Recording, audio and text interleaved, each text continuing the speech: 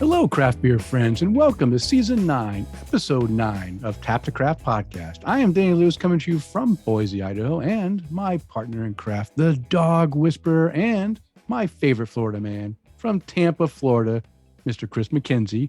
How are you doing tonight, Kris? And of course, what is in your glass? It is a lovely day in Florida today, Denny. There's a hurricane potentially coming. Other one already? Storm Man. Nicole, she's getting. Oh, that is a storm. Yeah. So, but other than that, we should be okay. But in my glass this evening, I am drinking a beer from the El Catador Club at Cigar City. It's called Centaurus A. And look at that. I knew my freaking green screen was gonna. Wow. Yo. It's almost see-through.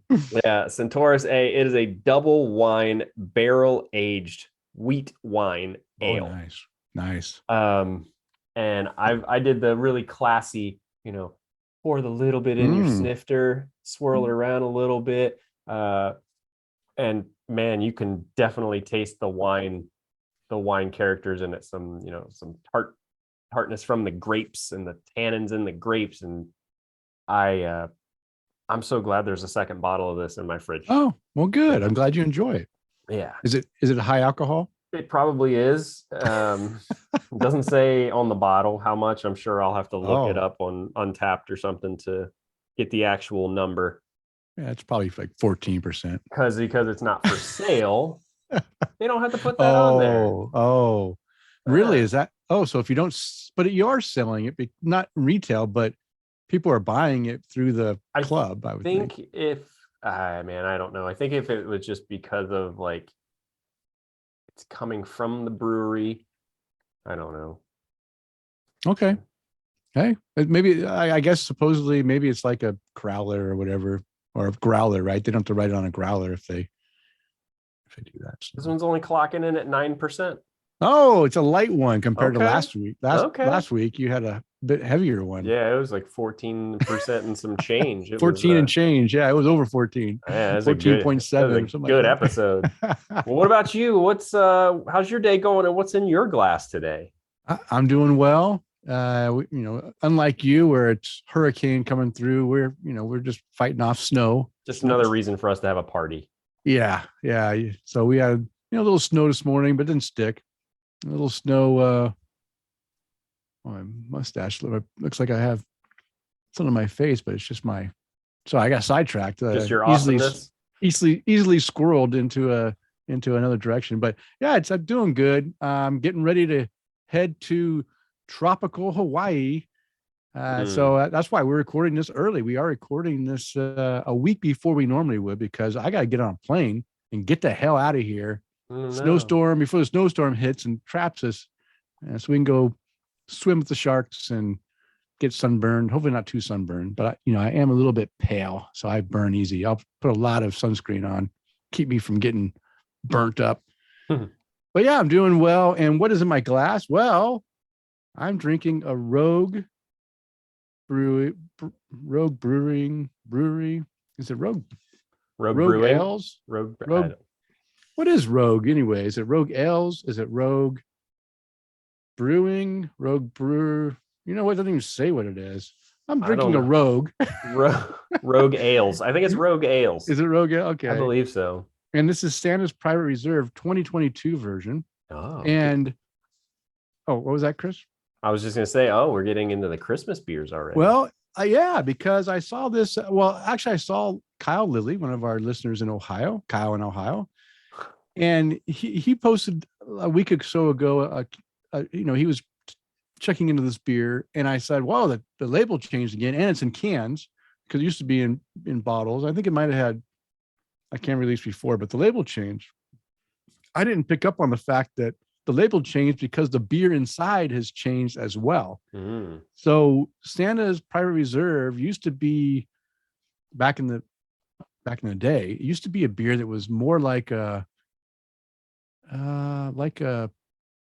old ale, maybe type style, or an alt ale, maybe an alt or an old ale style that was really good during wintertime. And I really enjoyed it.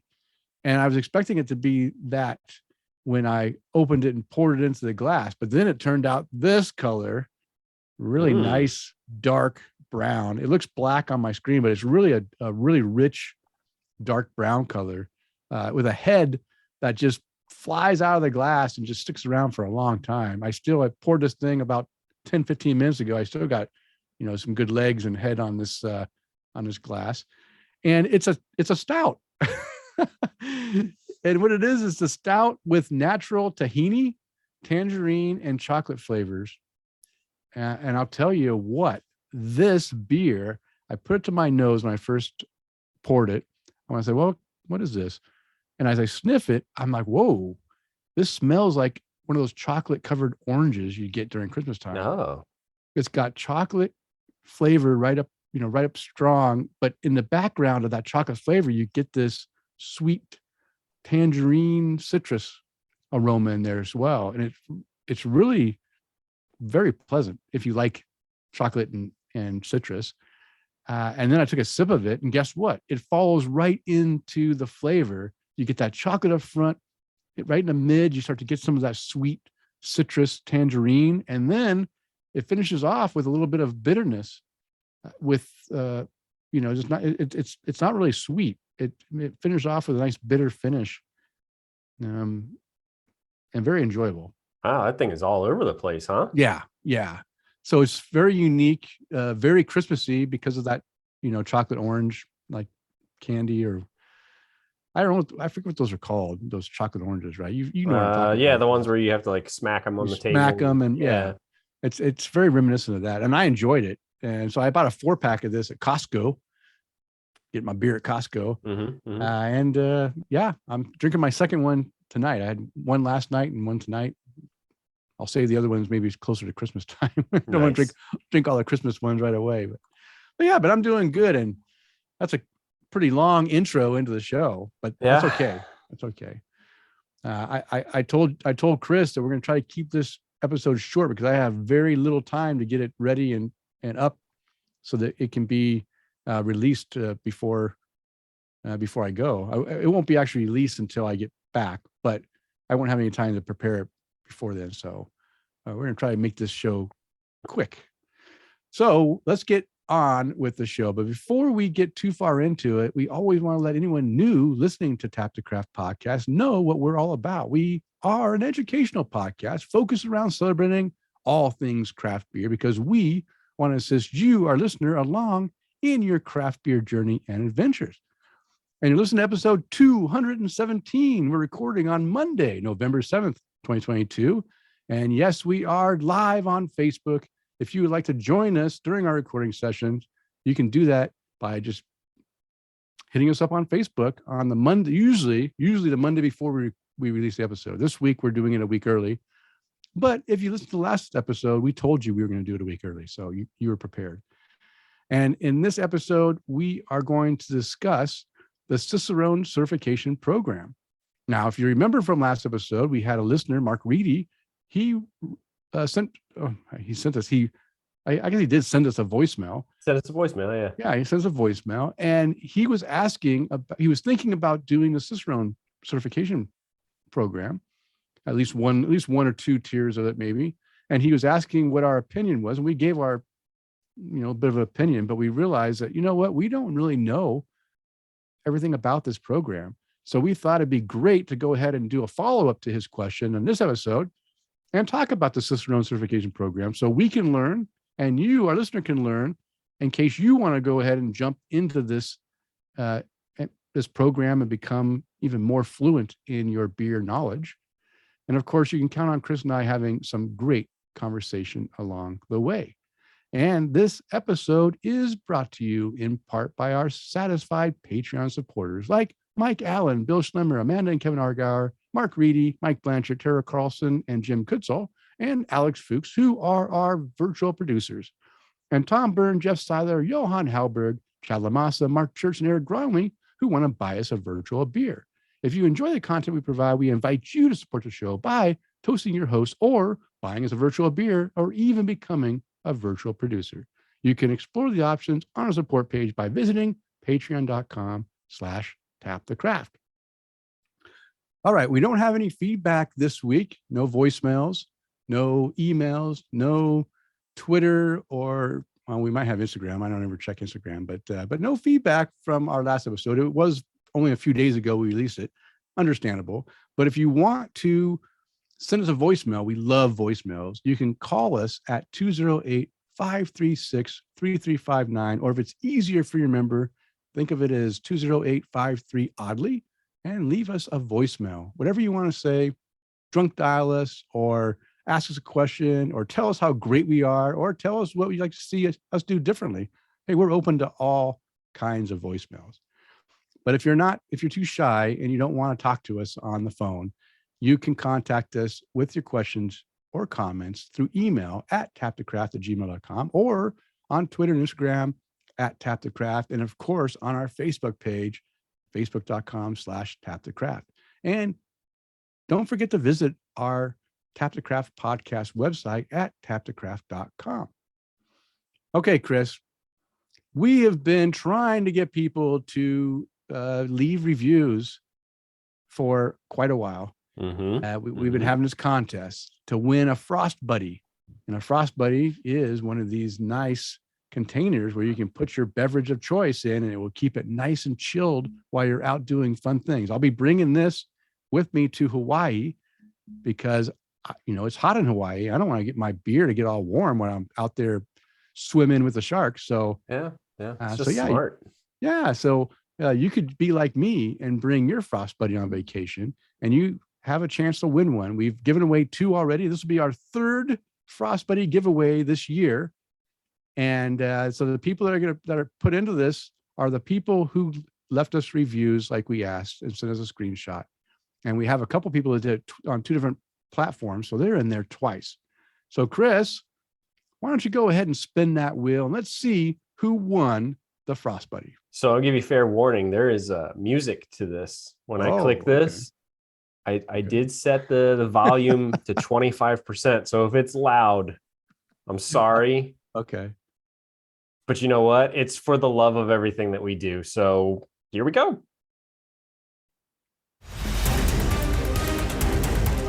Oh, yeah. Very dramatic. Wow, that was a quick spin. That didn't even go around one time? It went around multiple times. I saw it. Yeah. Okay. Well, guess what? Who's the winner, Kris? Eric Gronley is the winner of a new FrostBuddy. Eric Gronley, our great listener, Eric Gronley out of Minnesota. Congratulations on winning a FrostBuddy. And I think Jim is on here. He's watching. He was wanting to win, but Jim didn't enter the contest. Well, you got to enter to win. Got to pay what? Pay to play. Pay to play. Yeah, whatever. That's okay. I knew what I was trying to say. That's okay. But congratulations, Eric. I will tell you this. If you are listening or watching this live, or you pick up on the replay after tonight, I won't be getting this out to you until after I get back from Hawaii. So it'll be a week delayed, but send us your address, how we can send this to you. I will get it out to you as soon as I get back from vacation. And congratulations. Okay, Kris, let's continue this conversation because now it is time to untap the craft and see what our listeners are drinking according to Untapped. Yes, we are. And remember, if you want us to read your check-ins on this segment, make sure you follow me on Untapped at MCK1345.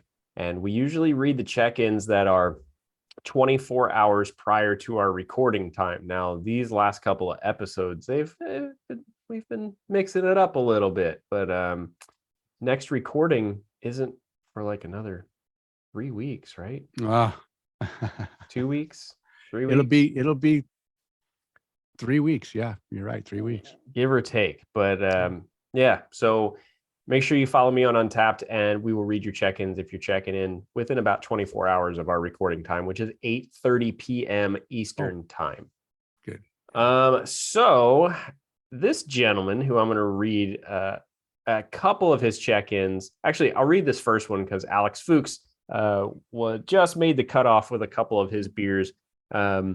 He's drinking the Mocha Dolce Stout by Firestone Walker, and 4.5 cap rating. on that beer. No notes to go along with it. This was about just a little over a day ago, but he also checked into one of your favorites, Denny, this year's Jubile Ale from Deschutes Brewery.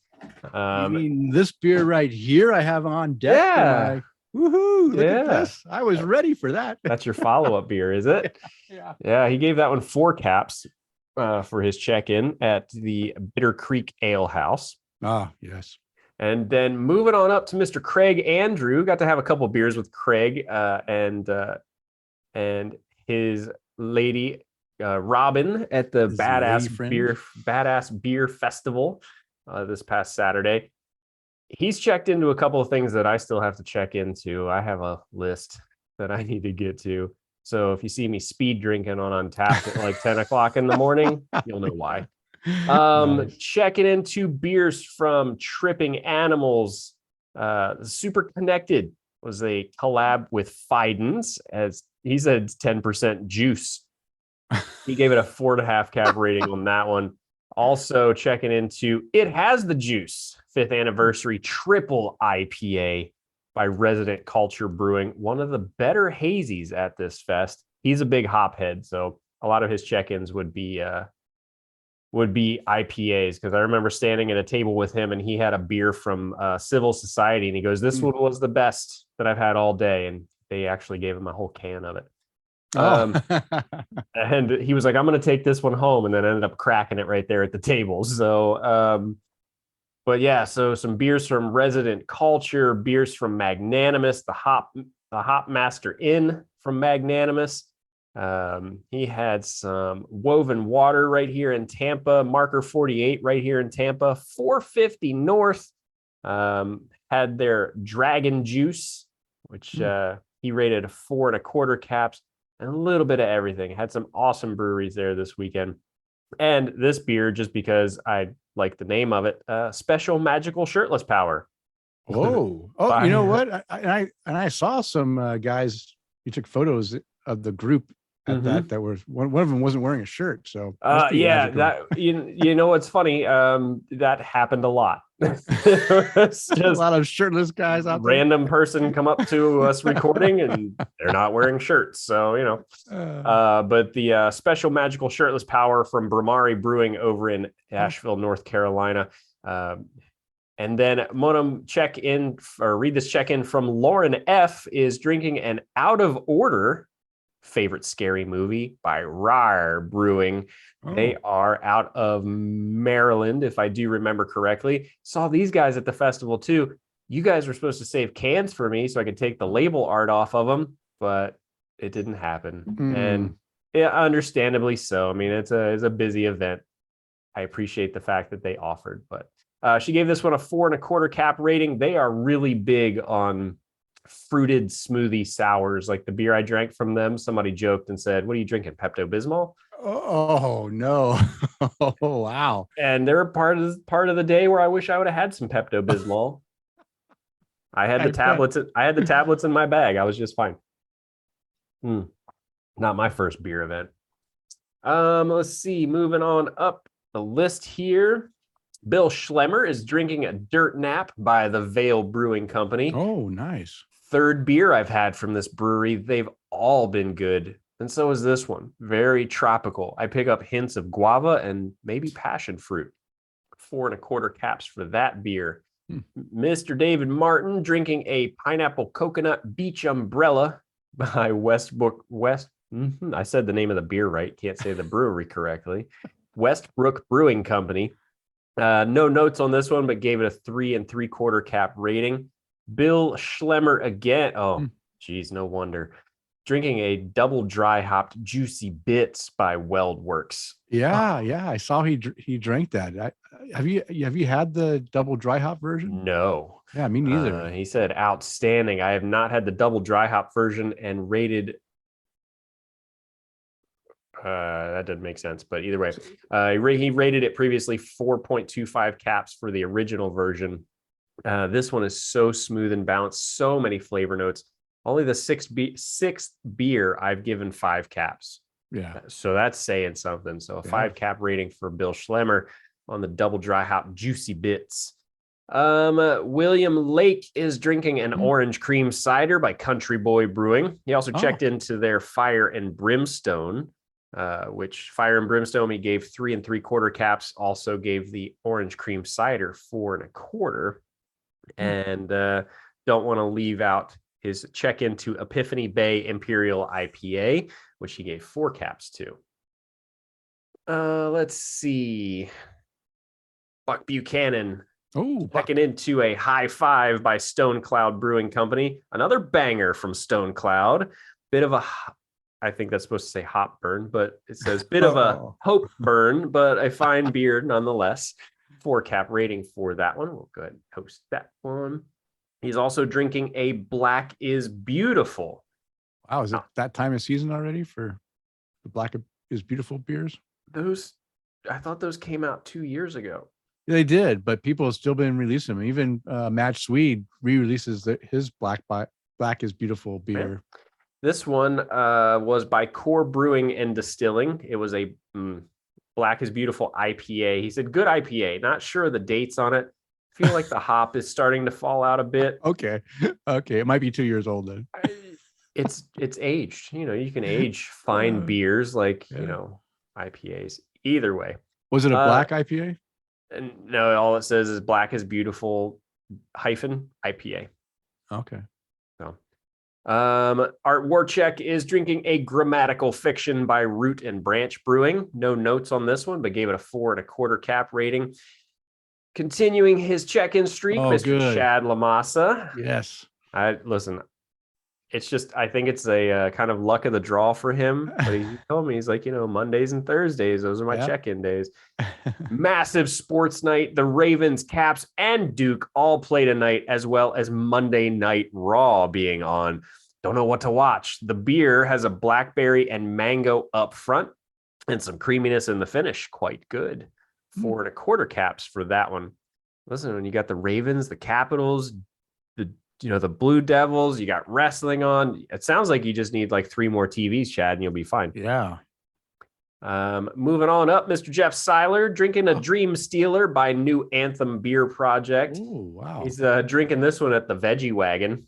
Way to go, Veggie Wagon. On draft at Carolina Beach in a 1 pint to go growler. Very smart.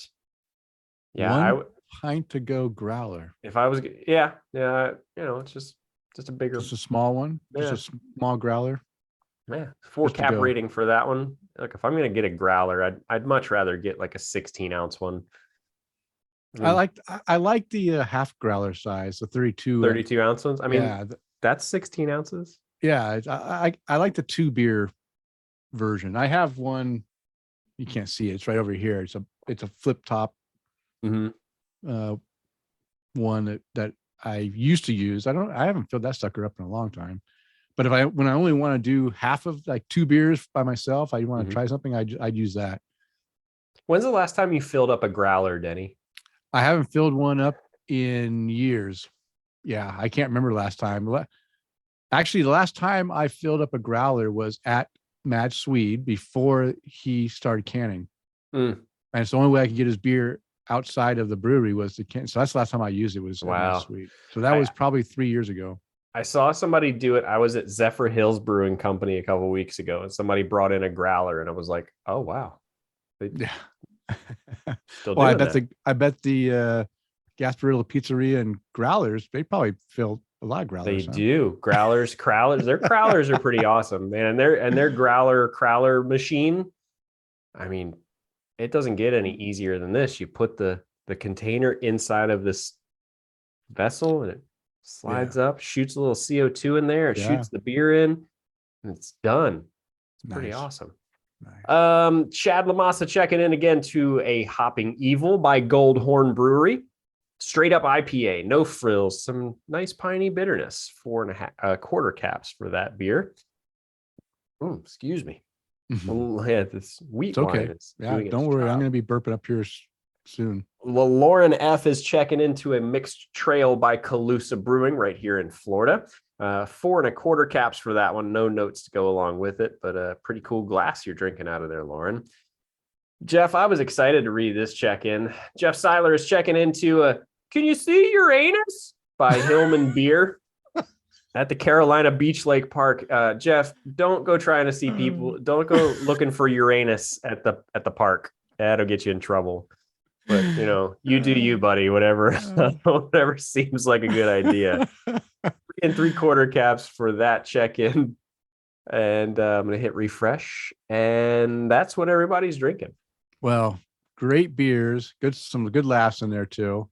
So that's great. And Chad Moss is keeping up his streak. So that's fantastic. I was worried. Yeah. I was worried he wasn't going to get in this one, but he did it. Jeff's notes on that check-in. He says, we need more Uranus beers.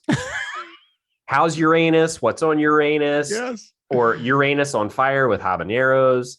Oh, yeah. Jeff, go ahead and send that in, and we'll try to get it out to the folks over at Hillman Beer, so we can get Uranus up on the bottle. Yes, or a can. Yes. Everybody wants a little taste of Uranus, so let us know what other names you got. It's probably really pronounced Uranus. Uranus? Nah, that would be silly.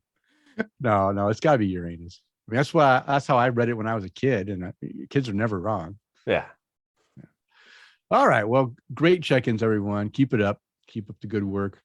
But now it's time for our Beer Speak 101, and this is where we briefly define common and not so common beer terminology. In this episode, we will explain what it means when we talk about a beer being dank. And this was asked of us during our last recording session by Mr. Jim Kudzall, who is watching us live right now. So, Jim, this is for you.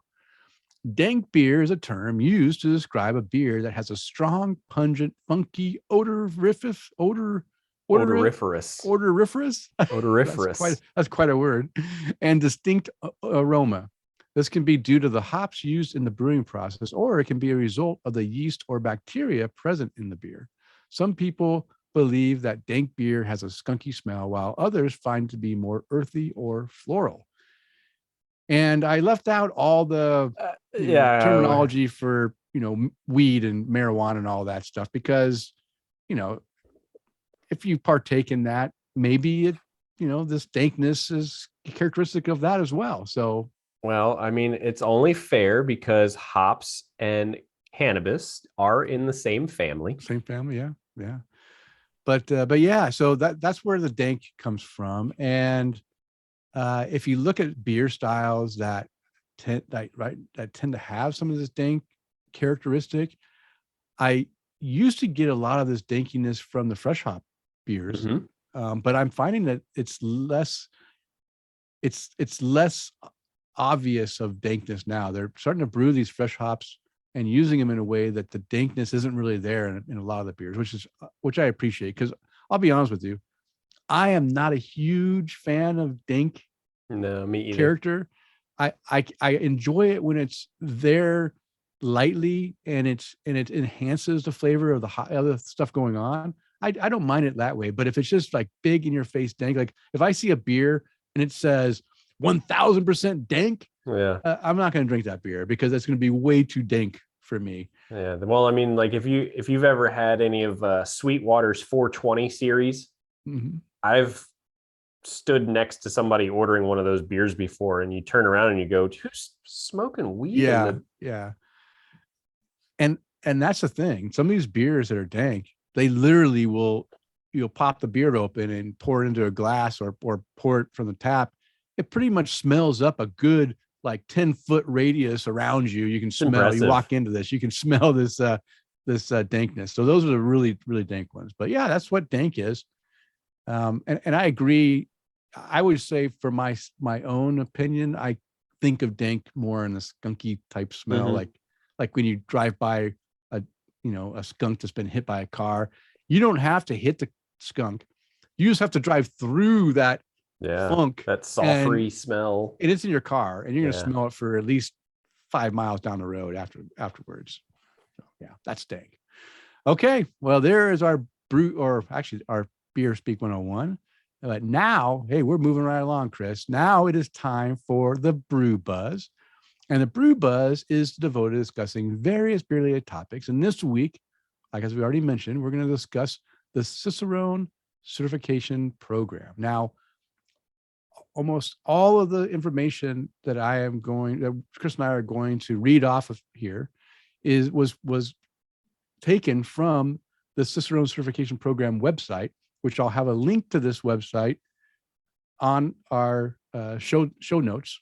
So you can just go ahead and click it and go and learn all you want about the Cicerone, even more details, and find the resources and find out how to sign up for the tests and do whatever you want. So hopefully, if we do, stoke up some feelings that you want to pursue a Cicerone certification, just follow the link and you'll be able to do that. I also recommend some reading for anyone that is interested in the Cicerone, learning more about this program. It's an article that I found called "What is a Cicerone?" and it's actually found on the Hop Culture website. And it's a nice little article that talks about the pros and cons and what it actually is and how it came about. It hasn't been around that long. I think it came about around 2015, if I remember correctly. Actually, no. Shoot, now I can't remember. Maybe it was 2009. Somewhere around that time frame, 2009 to 2015 or so. So it hasn't been around for all that long, but it's picked up speed and certifications have increased over time. And we'll talk about these different certifications. So, Kris, I'll go ahead and start this off. And then, you know what? I'm going to just read the whole first section and you can go start at level 1. How about that? That'll work. All right. So let's just find out what is a Cicerone. The Cicerone certification program was founded by Ray Daniels, a veteran of the craft beer industry. Daniels brings more than 25 years of brewing, judging, studying, and writing about beer to the task of managing the Cicerone program. Anyone can call themselves an expert on beer. But when consumers want great beer, they need help from a server who really knows beer flavors, styles, and service. They also want to buy a beer from a place that understands proper storage and serving so that beer they drink will taste the way it should. Too often, great beer is harmed by improper handling and service practices. So that's a good synopsis of why Cicerone.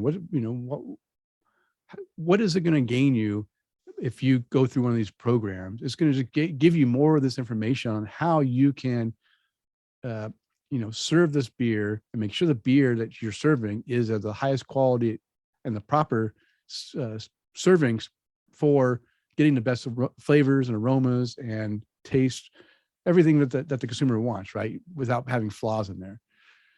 In the wine world, the word sommelier. Yeah, thank you. Sommelier. I was drawing a blank there. Designates those those with proven expertise in selecting, acquiring, and serving fine wine. At one time, some beer servers adopted the title beer sommelier. I'm really struggling with that word for some reason. Sommelier. There you go. To tie into the credibility of the wine world. But in the years since its founding, the Cicerone certification program has become the industry standard for identifying those with significant knowledge and professional skills in the beer sales and service. The Cicerone certification program offers independent assessment and certification so that industry professionals, as well as consumers, can be sure of the knowledge and skills possessed by the current and prospective beer servers. So why become a Cicerone? Well, you might want to become a Cicerone if you want to learn the craft. You want to learn about craft beer, about everything about serving craft beer, gain knowledge and become an authority of your craft beer and of your craft and your career. Shows that any prospective employee you already are, man, I'm trying to get through this, but I'm already having, and it's not even a big beer, it's a small beer. Okay. So it shows any prospective employer that you already have a level of understanding of the beer world and shows that you take your career choice seriously. So these are some good reasons that we can now provide to Mark. We gave our own opinion before we, kind of dove into this. And this is some of the same things that we gave Mark last week. But now I think this is what I gathered out of the reasonings behind why someone wanted to do this is they just want to learn more about their career, what they enjoy. If you're in the craft beer industry, a server, or just work at a hostess or whatever, or a bartender, you want to understand and do the best you can at your job, then you might want to go ahead and learn, dive a little deeper, right? Everyone learns on the job. But if you take some external classes and learn from outside of the current place you're working at, you can probably gain a lot more, real knowledge as well, instead of just stuff passed down from person to person. Okay, Kris. Well, that is why you'd want to become a Cicerone and what a Cicerone is. So let's talk about the levels. And there are 4 levels. So we're going to talk about the first level, the easiest level that you can do, and also the cheapest level. So why don't you go ahead and talk about level 1? Yeah, so level 1 is your certified beer server. Take pride in your work. Take pride in beer. Demonstrate your mastery of the fundamentals of beer service, styles, and flavor to join more than 125,000 hospitality professionals worldwide who have achieved the first level of Cicerone certification. Great beer service begins with the fundamentals: beer, clean glassware, a proper pour, and beer that hasn't been ruined by improper handling. When properly executed, these elements showcase the beer as the brewer intended. And in today's beer world, every dialogue between server and guest begins with talk of beer styles and flavors. The Cicerone Certified Beer Server exam assesses those skills to recognize those individuals who are best prepared to sell or serve a wide range of beers. So what are some of your learning outcomes as a certified beer server? Number 1, becoming conversant in the language of beer, including key flavor words and core beer styles. Second, master the details of beer service, including glass preparation and proper pouring of both draft and bottled beers. Number 3, learn the 3 most common ways the flavor of beer can be ruined after it leaves the brewery and what must be done to prevent this from happening. So all pretty simple stuff. Yeah. Right. It's a bare basics, right? It's a basic, understanding of how to serve beer. Yeah. Like I said in our last episode, I'd be willing to bet a lot of our listeners could take this and pass it without really studying. You guys have studied at the School of Hard Knocks when it comes to the beer. So how do you get started? Well, first, you're going to download the syllabus from cicerone.org. Then study using Beer Savvy online or on your own. Log on to take the exam when you are prepared. The exam cost is $69. Yeah. So this is the easiest one and the cheapest one to do. And it's all self-study, and they even give you the syllabus of exactly what you need to know. And you can either go find that information on your own, or you can sign up for the Beer Savvy online course. Now that is an additional cost if you wanted to go through a course. And it'll walk you through all these things so that you are, it's the equivalent of taking a 1-credit college class, after work. You go and you get the material and you study it and you take the test. And then when if you do the Beer Savvy online, I think it also comes with the test too. So I think you pay everything for one shot, if I remember correctly. Okay. So here's some details on your exam. And prior to taking the Certified Beer Server exam, candidates must pass a 5-question quiz about the Cicerone certification program. A score of 100% is required to pass, but this short quiz can be taken multiple times if necessary. The Certified Beer Server exam is an online exam consisting of 60 multiple choice questions. These questions cover topics presented on the Certified Beer Server syllabus. A score of 75%, or at least 45 questions correct, is required to pass. This is a closed book exam. Candidates are not allowed to refer to any notes, reference materials, or accept assistance or advice from anyone else while taking the exam. Purchase of the Certified Beer Server exam includes 2 attempts to achieve a passing score. Exam fees are non-refundable. Yeah. So, yeah. I think this is one that I think that anyone who's interested in it, it's fairly cheap. fairly easy. If you've listened to all of Tap to Craft podcast episodes, 217 of us, you probably have a good knowledge of some of this, and you can then say, I am level 1 beer server. What's the name of this one? It was Certified called beer Certified server. Beer Server. Okay, well, let's say you go ahead and do that, and now the bug, you got the bug. You just want to learn more. Well, guess what? There's level 2, where you can go even a little bit more deeper into the Cicerone program and certification by getting certified Cicerone. That's what this one's called, certified Cicerone. So you earn the title of Cicerone when you achieve the certification intended for professionals who work with beer. This credential has been earned by more than 4,000 people in nearly every role in the industry, from bartenders to brewery presidents. Wow. Those who pursue a career in beer learn from many different sources and soon accumulate knowledge that sets them apart from those on the customer side of the bar.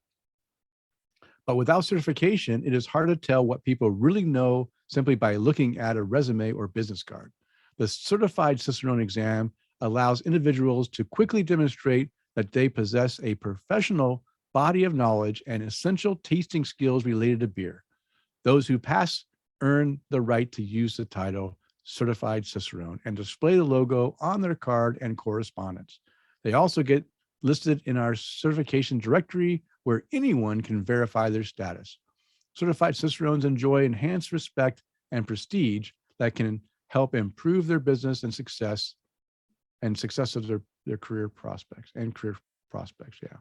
So this is the real Cicerone certification. So the beer server, yeah, you get to, you can serve beer or whatever. But if you really want to be able to be noticed as going that extra step, I think certified Cicerone is where you want to be, because now you're in their official record. So anyone can just go and say, here we are. You can use the certified Cicerone on your business card or resume. Yeah, seems like pretty good. So what are the prerequisites for this? Well, you must have passed the certified beer server exam. Okay, you got to take the level 1 before you go level 2. That makes sense. And candidates for this level of certification must be of legal drinking age. Whoa. So that means you can go ahead and be beer server certified, I guess, under 21, but to get certified, you need to be at least 21. I think the reason is because you're actually doing tastings and stuff that you need to be able to drink the beer. And if you're not 21, you can't do that, right? Well, I took a wines course when I was in culinary school, and it required tasting, and I was only 17 when I started college. Oh my gosh. And that school is no longer in business, are they? I mean, you make a good point, but I mean, no, they were like, no, it's for educational purposes. And I'm like, are you sure? Yeah. All right. If it's only like a little, well, you were only getting 2 ounces taste at a time. Yeah, so yeah, that's not going to get you. Well, it could get you wasted. We won't hold them accountable. You turned out okay. Yeah, I'm fine. I think so. You're fine. You're fine. All right. So what does this exam cost? Well, it's a little bit more expensive. It's $225 for the written portion of the exam, and an additional $175 for the tasting and demonstration portion. So it's $425 to complete your certification here. Damn. So it's a bit more expensive, but that means you're serious about it, right? So if you want to do this and you're going to be serious, you're going to study and you're going to try to pass it the first time. But guess what? If you don't pass it the first time, it's okay. They'll keep taking your money, because you can take it a second time for $125 for the written test and a second $175 for the wait. What did I say? 125 for retake testing, 175 US for retake written.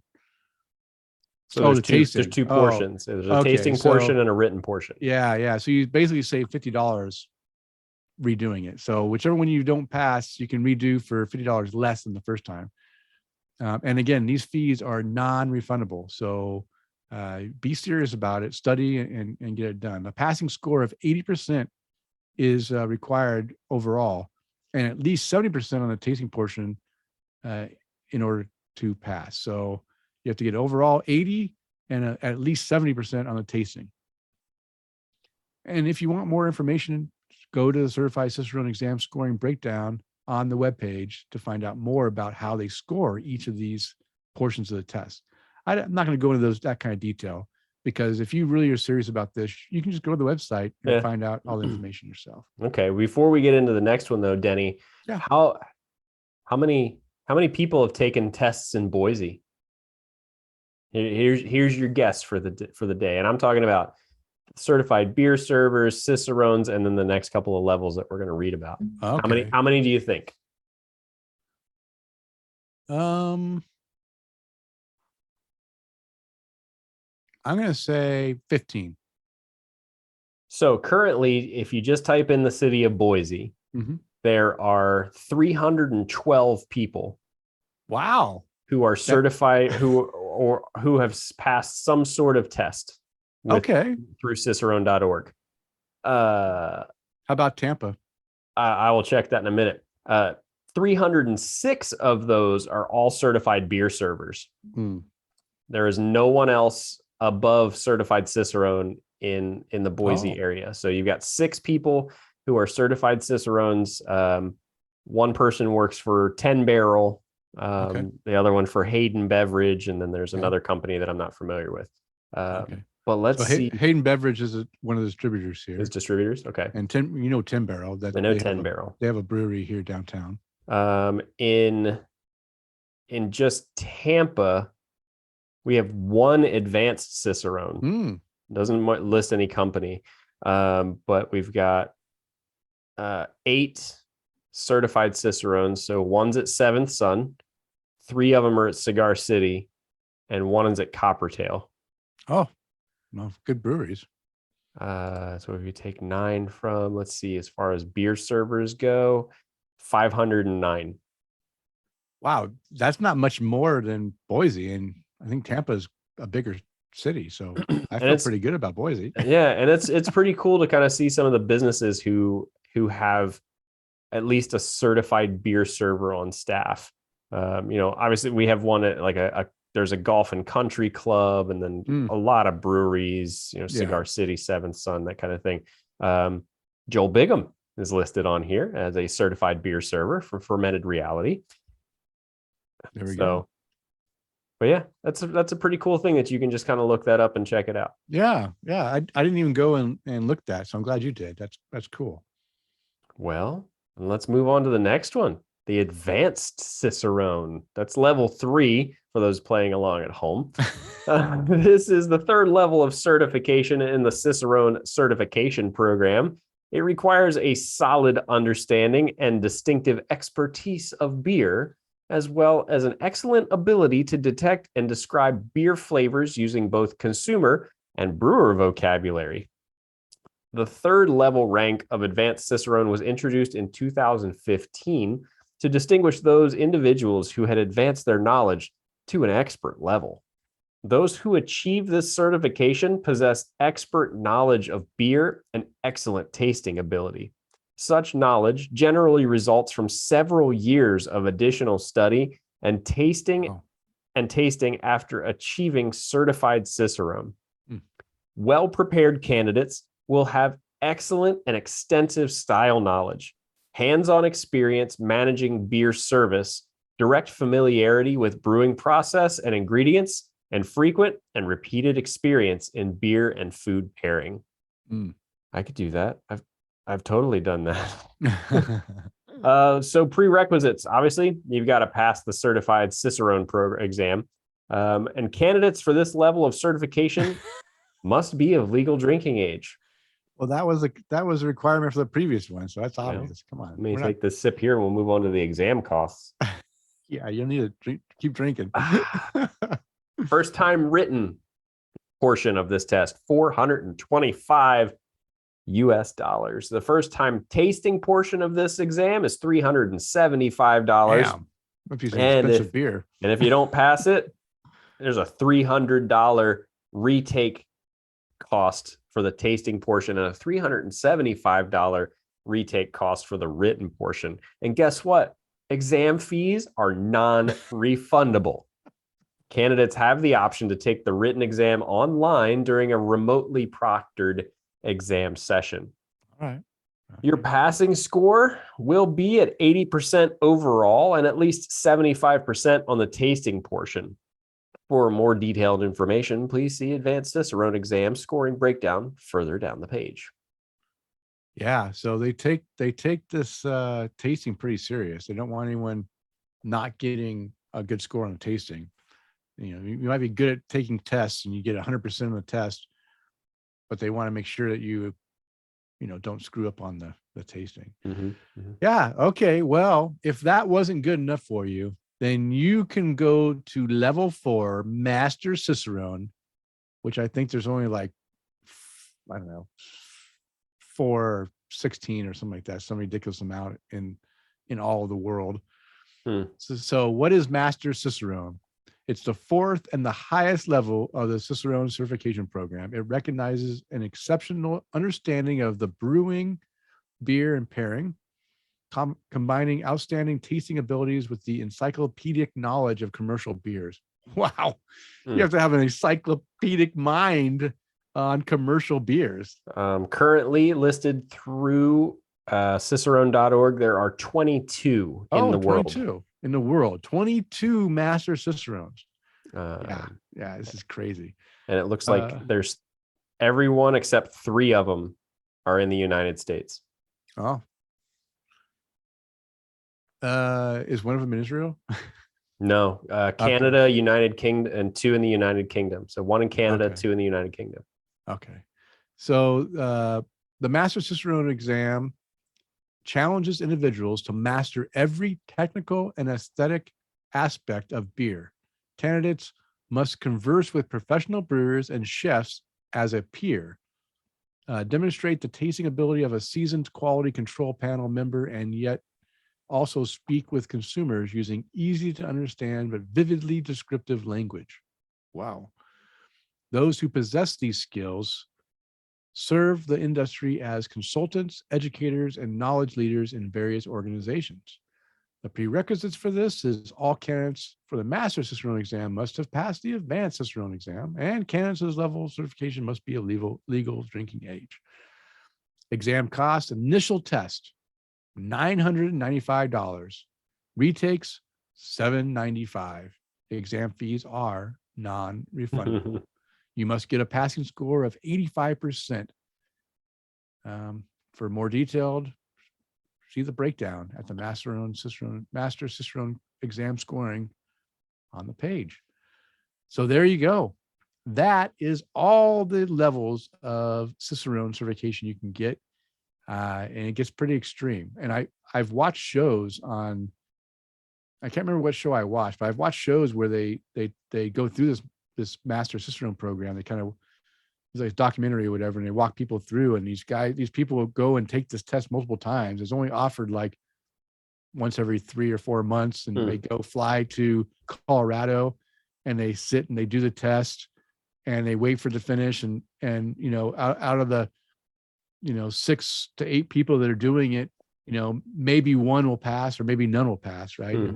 It's very, very challenging. It's interesting. If you look at the companies that these folks are associated with, I mean, there's some that stand out and make you go, yeah, no duh. I mean, Brewers Collective, Anheuser-Busch. There's 2 of them right in a row. Yeah. There's one person that's listed in the company of Cicerone certification program. AB InBev is another one listed on here. Yeah. Miller Coors, 10th and Blake Beer Company, Parish Brewing Company out of Lafayette, Louisiana, wow. Duvel USA, Brewdog, and then there's some sprinkled in there like Sugar Creek Brewing Company or Sly Fox Brewing Company, like breweries that I haven't heard of. Alvarado Street Brewing, like there's companies in here that I haven't heard of, but it's still really cool to see that it's not just all companies like AB InBev or Coors or Miller Coors or things like that. So it's nice to see that too. All right. Well, don't let Jeff Seiler hear you say you never heard of Alvarado Street Brewing. I'm sorry. Then Jeff, send me some beer from them. Make sure I've heard of them. And I think Mike Allen too is a fan of the brewery. So it's okay. It's okay. All right. Well, that's our brew buzz for tonight. I hope it was educational. Maybe Mark, hopefully this helped you see if you wanted to pursue one of these certifications. And yeah, that's it. Okay, Kris, we're not going to make under the hour, but we're going to get close to just over an hour. Well, then I'm quick on these next ones. So let's bust out our new and noteworthy beer. We didn't do it last week because we were running late. So let's go ahead and these are the same beers I had last week. Okay. Maybe the same ones you had too. I mean, I had more, but I like what I wrote down last week, so it works out. Let's just use them. So my one favorite beer that I do grab anytime I can is from Fremont Brewing, the Rusty Nail from 2022. Nice. Plain and simple, a 5 cap rating pretty much every time that I get a hold of one. And I picked this up when I was in Las Vegas in September and did not disappoint. So 5 cap rating for this one, or for that one. From Western Collective, this beer is from you, Denny. The FYPM.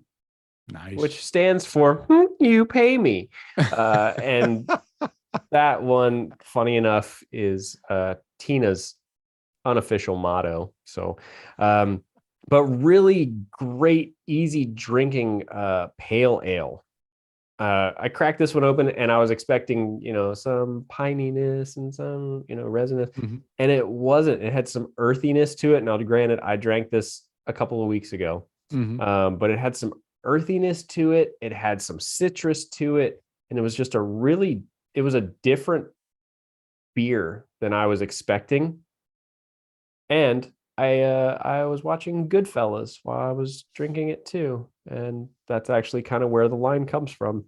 So just so you know, I also enjoy this beer, and I've had it on draft. I haven't had it in a can yet, but I've had it on draft many times in the Boise area since I had it the first time. So yeah, I also enjoy it. It's a good one. That would be a good daily drinker, or if you were to have a couple of them. But 4.25 was the rating I gave that one.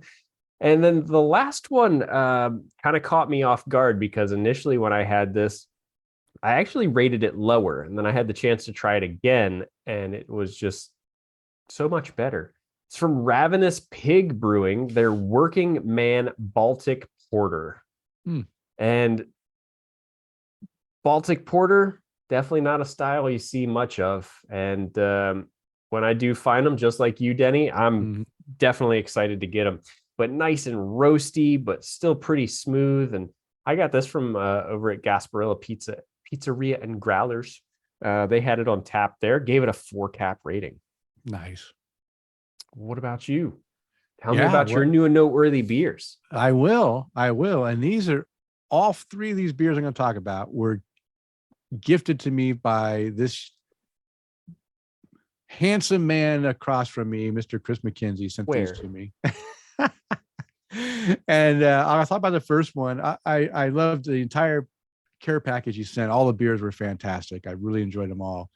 But the Barriehaus beer, I've been waiting to try Barriehaus, and he sent me a number of Barriehaus beers. All of them were fantastic. But I'm going to talk about 2.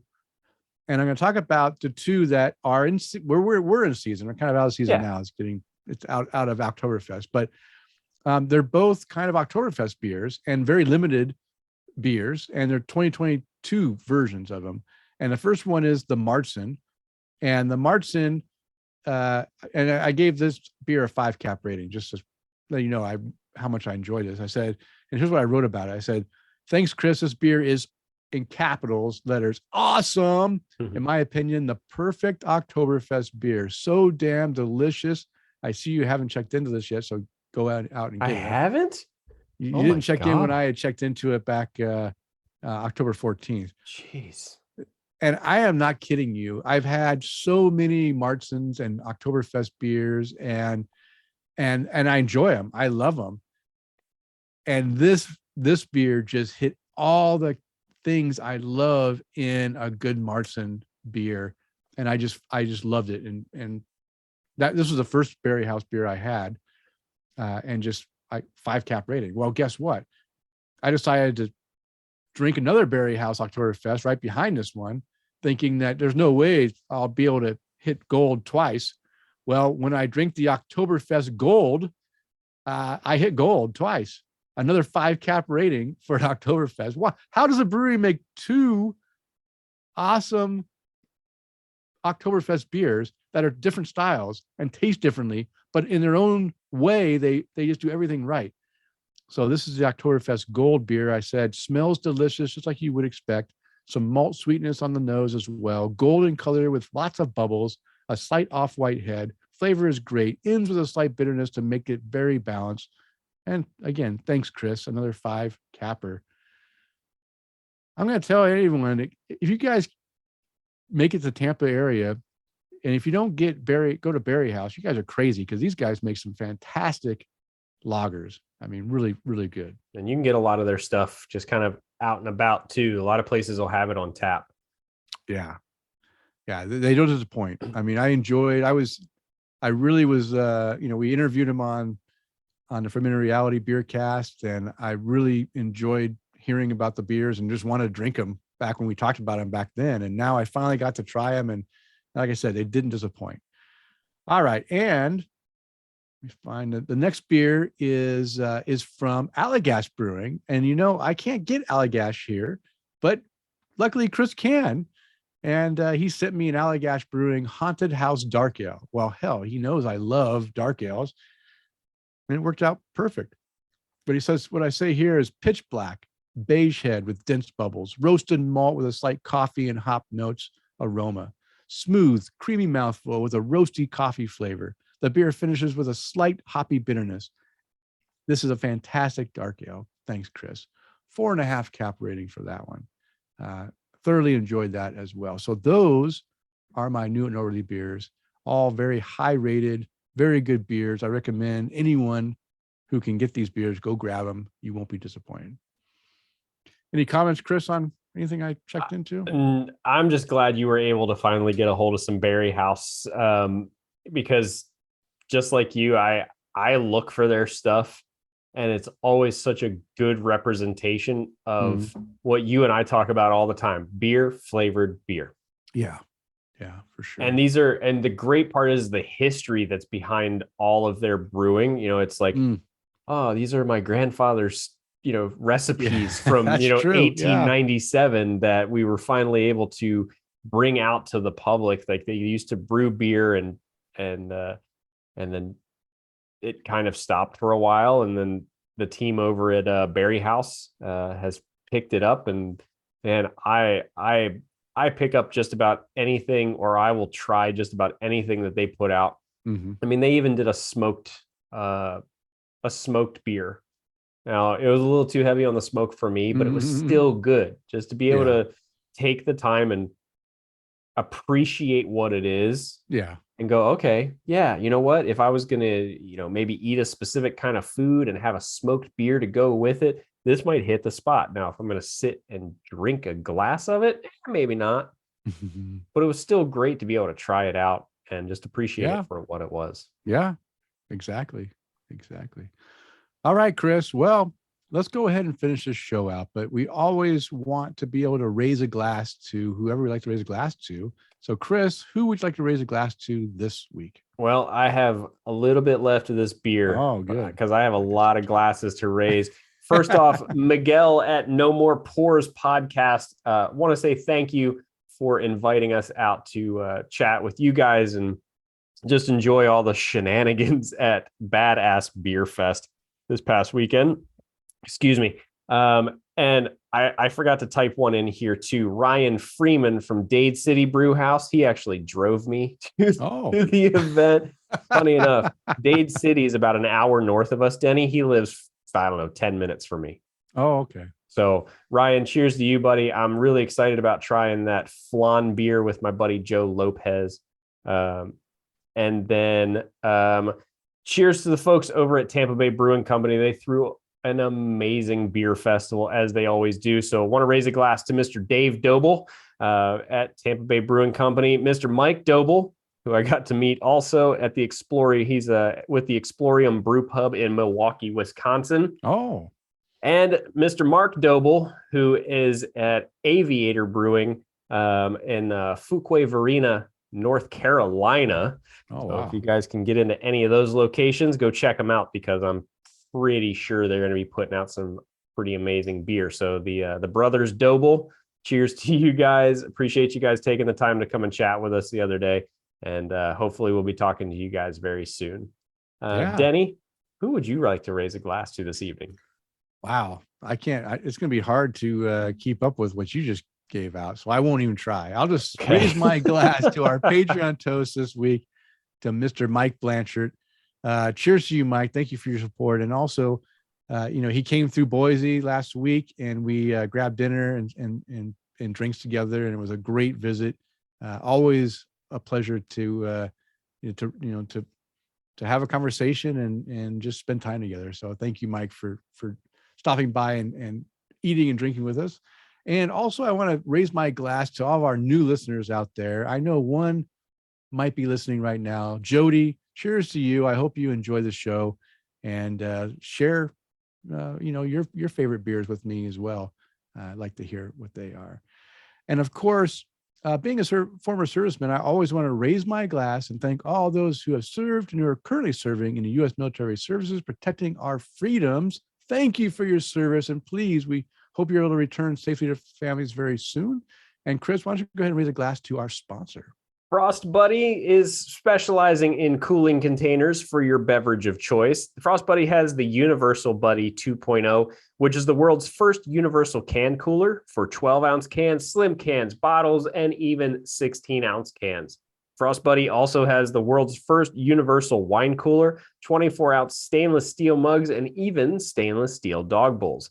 Go visit their website at frostbuddy.com.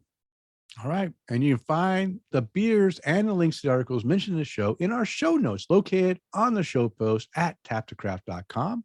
And if you'd like to follow us on social media, I can be found on Twitter, Instagram, and Untapped at Luce Screw.